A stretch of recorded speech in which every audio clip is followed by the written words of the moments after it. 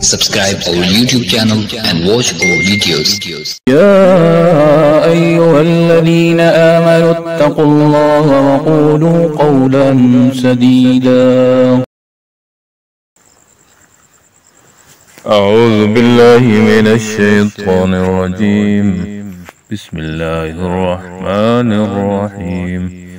وإذ يرفع إبراهيم القواعد من البيت وإسماعيل ربنا تقبل منا إنك أنت السميع العليم.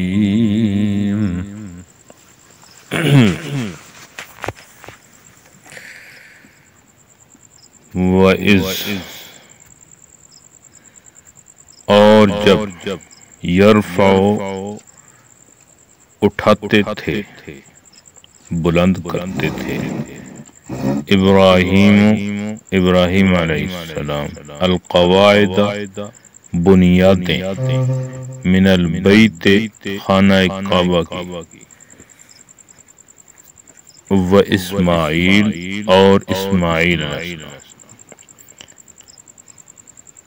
اور کہہ رہے تھے ربنا اے ہمارے رب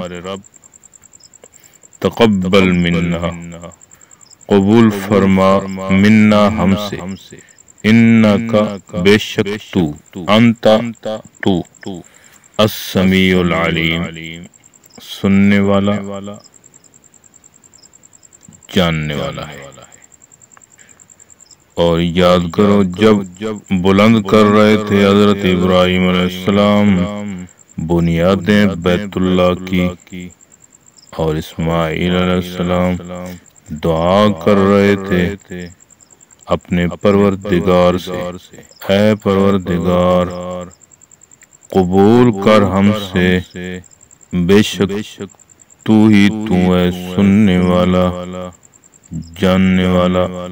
اپنے نیک عمل پر بھروسہ اور قناعت نہ کرنے کی تعلیم.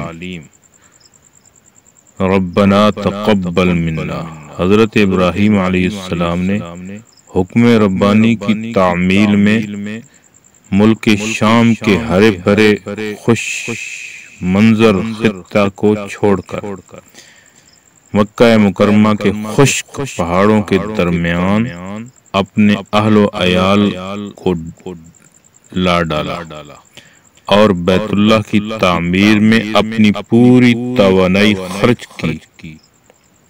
یہ موقع ایسا تھا کہ ایسے مجاہدے کرنے والے کے دل میں عجب پیدا ہوتا یعنی کہ ان کے دل کے اندر کوئی بڑائی پیدا ہوتی تو وہ اپنے اعمال کو بہت کچھ قابل قدر سمجھتا. لیکن یہاں حضرت ابراہیم علیہ السلام ہیں کہ رب العزت کی بارگاہ عزت و جلال کو پہچاننے والے ہیں کہ کسی انسان سے اللہ کی شایان شان عبادت و اطاعت ممکن نہیں. ہر شخص اپنی قوت و ہمت کی مقدار سے کام کرتا ہے. اس لیے ضرورت ہے کہ کوئی بھی بڑے سے بڑا عمل کرے تو اس پر ناز نہ کرے اس پر کمنڈ نہ کرے بلکہ آہوزاری کے ساتھ دعا کرے کہ میرا یہ عمل قبول ہو جائے جیسا کہ حضرت ابراہیم علیہ السلام نے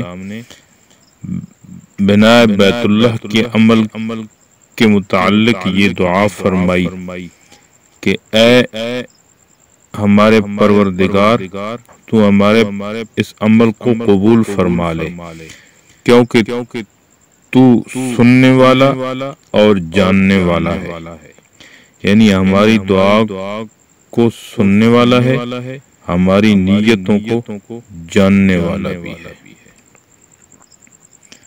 اللہ رب العزت حضرت ابراہیم اور حضرت اسماعیل علیہ السلام کی نقش قدم پر چلنے کی توفیق عطا فرمائے.